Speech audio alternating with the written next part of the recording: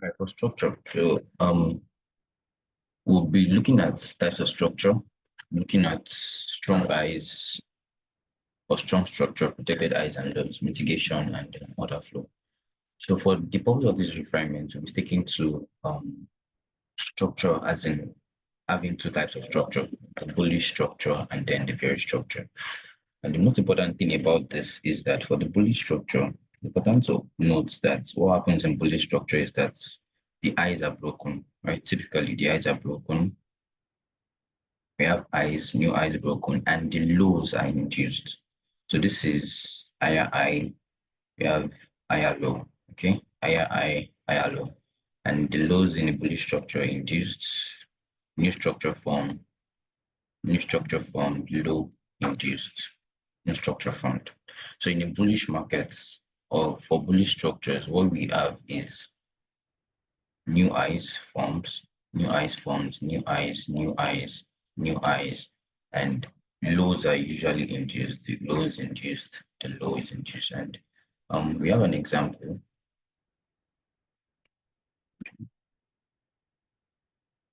Do I take this off now? Okay. Right. So for this bullish example, we have new eyes starting from here. So the bullish structure started from here, somewhere around here. So we broke new eye. So a new eye was formed right here at this level. This was the low of this eye. The low was induced. Okay. So a new eye was formed, right? So it means that everything we have inside of this structure level, inside of this structure leg from here to here, everything you have between here and here, all these guys, they are substructures. They are inside this long structure. So remember, in the bullish markets, the eyes are induced. Sorry, the new eyes are formed rather, and then the lows are induced. So we got the low here induced. So we have to always anticipate that when that happens. So we have this new eye forms, the low induced, new eye forms. Then we have another new eye right here. This is the low of that new eye. Okay, because we have something like this. But the law was protected in this scenario, okay? And there's a reason for that protection, which we'll get to very soon or much later. All right, so new I formed right here, low induced, okay? So typically, this is what happens every time on the chart. In a bullish market, new highs are formed, the lows are usually induced, all right? Another example right here. So for this example, again, new highs formed. So we have higher high, new eye formed to the low was induced. A new eye was formed here. First came back. This is the low eye. Then a new eye was formed at this point. Then we had this utmost eye. So what happens? The utmost eye, this eye eventually gets induced. This low gets induced. This low gets induced. Price stops, and then market continues. Okay. So we came back to break the eye again. So within from here to here, what we have is a substructure. We just have lows induced. So in a bullish market, new highs are formed, while the lows will remain induced. Okay. So we formed this new high at this point, then we retraced a little bit, broke out, and then this lows will probably get induced later in the future. So this is typically what happens in a bullish market. Okay. So for bearish structure, in a bearish market, when we're looking at bearish structure, the highs will be induced while new lows are formed. All right. So in this scenario, we have new lows, the new low, new low. The high of that low was induced. You have new lows. You have new lows. The high of the low induced. You have new lows. You have new lows. So this is bearish structure. The high will be induced while we form new lows. Okay, so example, very good example is this chart right here. You see, we have low, this low, all right? Then we have a new low here, new low here, new low here, a new low right here, we have a new low right here. Because here what we have is this, sorry, and this a low bit. Okay, so what we have here, this is what we have here. So this I was induced, okay, right here. Okay, so it's induced. And we had this low. Also, this low got broken, induced, new low formed, new low formed. The high of this low also got induced. And there's a reason why this is preserved, right? Which we'll talk about later. So in bearish markets, usually we see price form new lows and then we see the highs get induced. Okay, another example is this example. Okay, bearish markets, new lows will form. So a new low right here, price broke again, a new low, price broke here, a new low. Where's the high? This is the high. To get induced, yes, the highs will get induced. Okay, new low, where's the high? This is the high. The high got induced right here. Okay, where's the new low? We have a new low in this scenario. Okay, and on and on and on. So so in a typical market like this one, what we see is in the bearish markets, you must always remember that the lows are new lows are formed, the highs then get induced. Why? Because it's a bearish market. Okay, so for another one, let's take the structural leg. Take the structural leg as an example. So we have new low one, the high induced, we have a new low, we have a new low right here, we have a new low right here, we have a new low back right here, and on and on and on like that. Okay, so that's the idea of bearish and bullish structure, and this would actually form a big part of what we consider to be strong structure. So when we look at a level, look at an external level, look at a structural level, what makes this level strong? Why is price reacting from this level? But sometimes we can be in a dilemma. Okay, where should I be trading from? Which external level should I be trading from? When there's an understanding of strong structure, then there's usually little reason to look for confirmation because your strong structure itself in itself is a confirmation. So what's a strong structure? But for this particular module, the idea is to allow the trader to be able to have his own narrative of what price is doing, have a story, to be able to read into the mind of price that, okay, because price has done this and this, there's a likely good chance, there's a good chance this is what price is going to do next.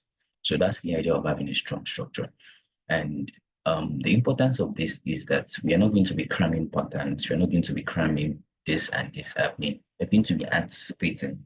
The fact that we can anticipate something happening means that a lot of emotional troubles would be dealt with. And that's the reason for this refinement. So we can anticipate more rather than being more emotional, which is the reason why we might get to lose more trades and all of that. So as long as this is technical, it's also purely psychological. All right, so what's a strong eye? A strong eye is a eye, like I wrote earlier, is a eye that takes liquidity. Oh, let me show you. Sorry. Okay, so it's an eye that takes liquidity. Let's see. Takes liquidity and then break structure. Right? A strong eye or a strong SNR level is a level or an area that takes liquidity and then breaks structure. Okay. So in this scenario, this point, where's our strong eye? This level takes liquidity and then broke. Okay. This level takes liquidity, breaks. So it means that every time price taps that particular level, there's going to be a continuation setup every time price taps the level. So in this scenario, price took liquidity, broke, price return continues, okay? Took liquidity, broke, price returns to that area and then continues. And we are not looking for strong structure as a sign of reversal. We're not looking for it as, oh, price has been trending high, going up and up and up and up and up. And then you just see something like this. And you say, oh, price has taken liquidity, broken structure. So price should just pump. No, this is going to be a trap. This is going to be because that's what happens here. So for example, someone could have said, oh, price took liquidity and nice, broke structure, poof, and then trying to buy from this level. But what happens? Market is going to take the person out. Why? Because market has its own intent. which we are going to talk about when we talk about liquidity and inducement. Market has its own intent. There is no level or there is nothing that price does, that the market does, without giving you or showing you its hands, without telling you, oh, this is what I really want to do. Okay, so a strong level takes liquidity, right?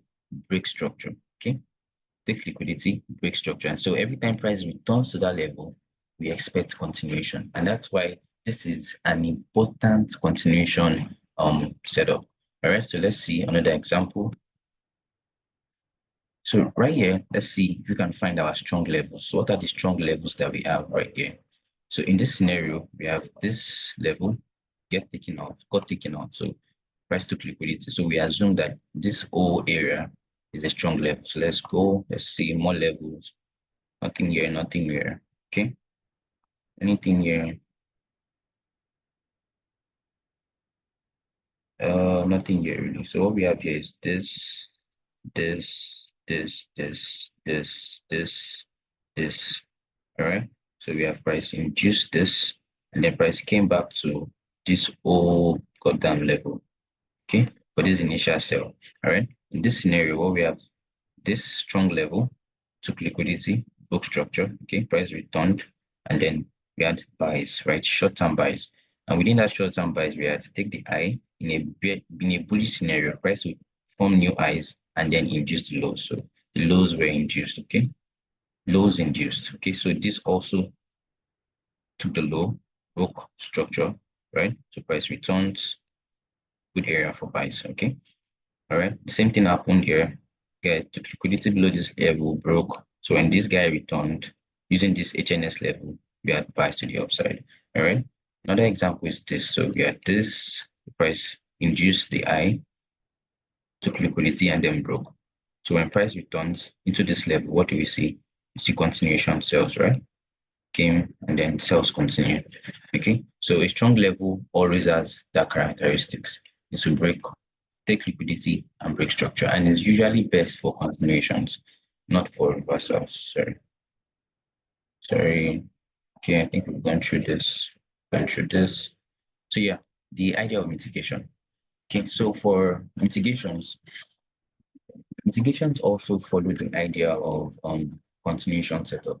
Everything I mentioned about strong levels, mitigations, and also what I'm going to mention next about order flow usually follows the fact that for mitigations, it is believed that for a level and area to be properly mitigated, price has to tap at least 50% of that level.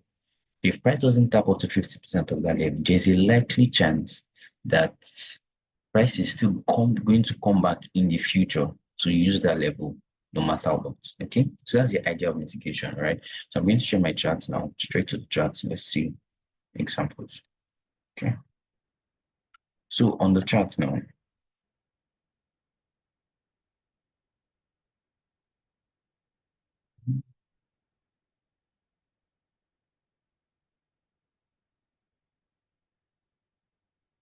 let's take this area as an example. Okay, from here to here. So what we see on H1, so on H1, we see the price took this high, induced the high, and then broke structure. So price came back into this area. But when price came back, so what happened? Price did not come back to the overall 50% of the level, right? So we broke out. This is the 50% of the level. This area is 50%.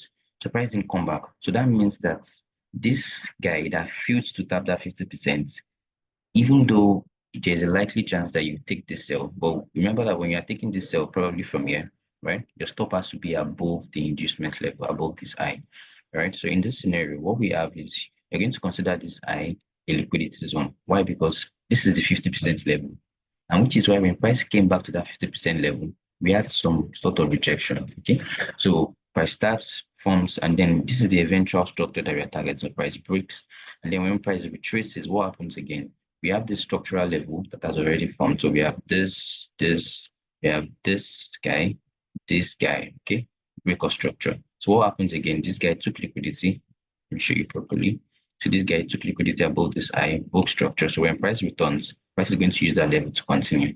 Now, did this guy mitigate up to 50%? Yes. So it means that when price starts to buy, my idea of entry and exit now becomes clear. Why? Because there's nothing here again for price to mitigate. All these areas, they are completely mitigated.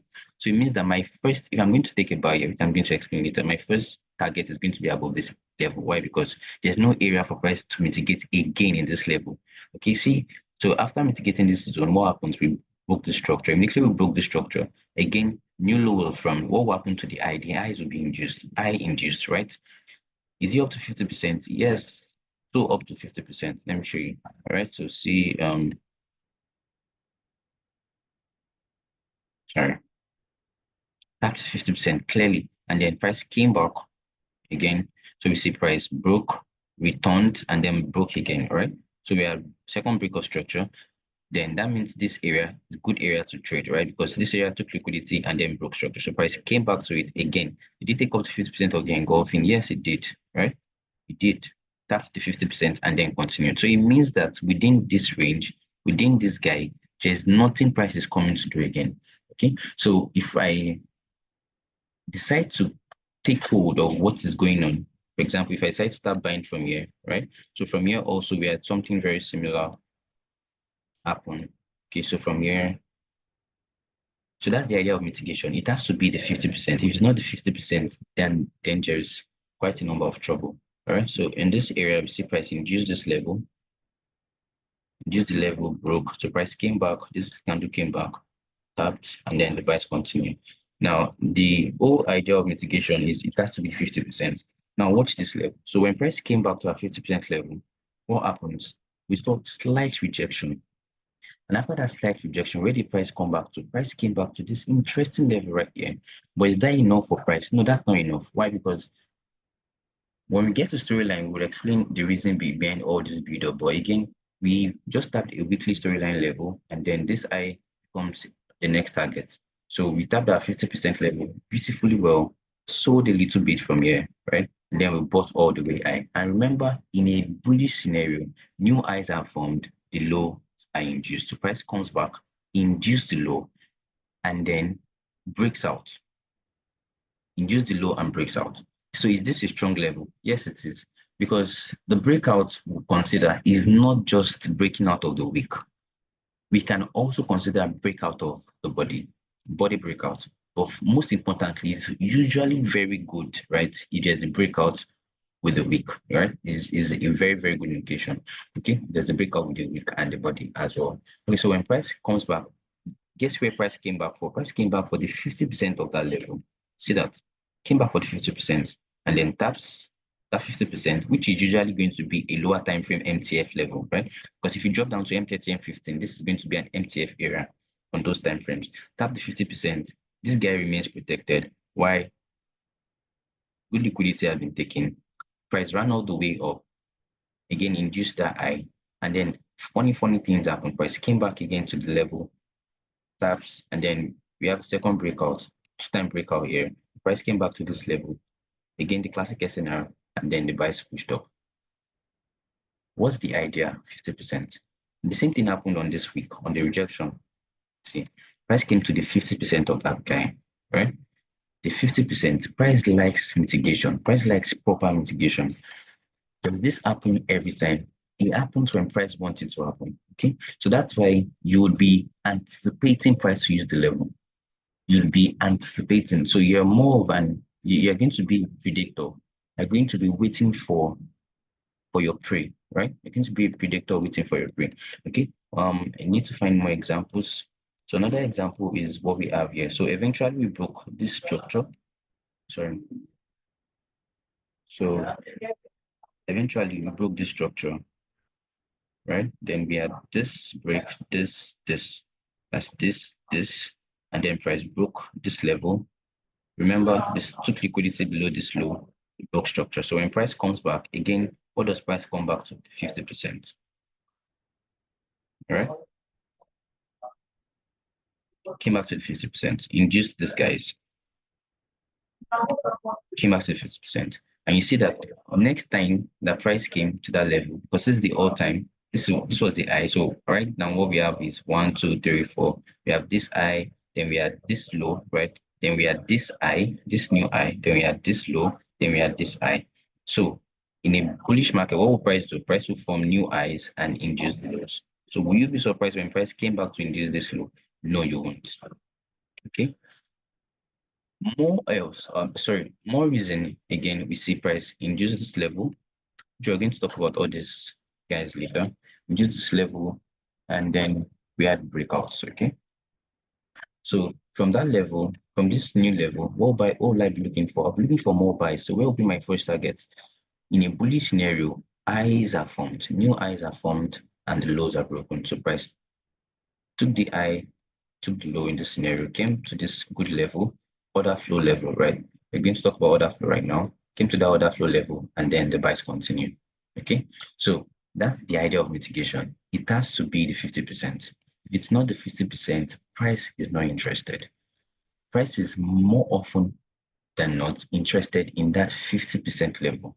It is that 50% level that price wants to tap. Okay, so that's the idea of mitigation. And then what's order flow? So order flow is how the market continues an existing bias or trend. That's order flow.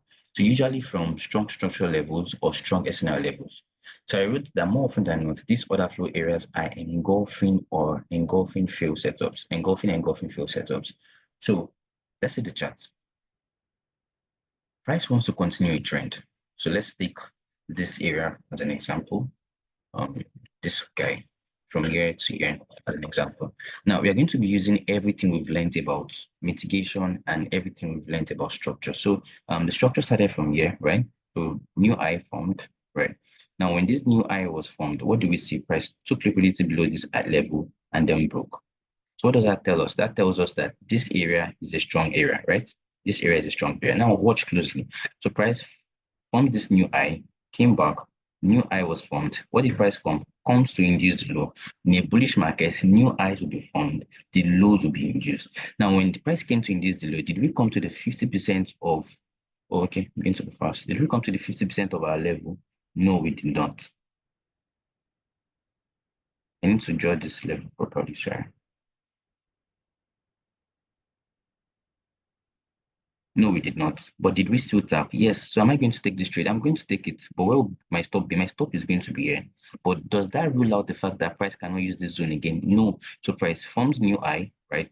And in a bullish scenario, don't forget the new highs will be formed, the lows will be induced. So price formed this high, formed the all-time high, and then the low came to be induced. Why? To tap into this full level, this engulfing field setup. What did I say about order flow? Order flow would use engulfing field setups, right?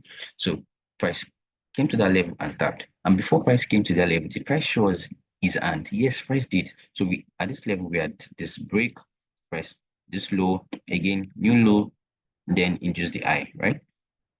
Form the new low, tap into our level, broke. So we start our structural level from this level. Okay. Again, the story continues. So price came all the way down. All right, all the way down. So where are you interested in? The question you want to ask yourself is where within this level from year to year is strong enough to reject price when price comes back?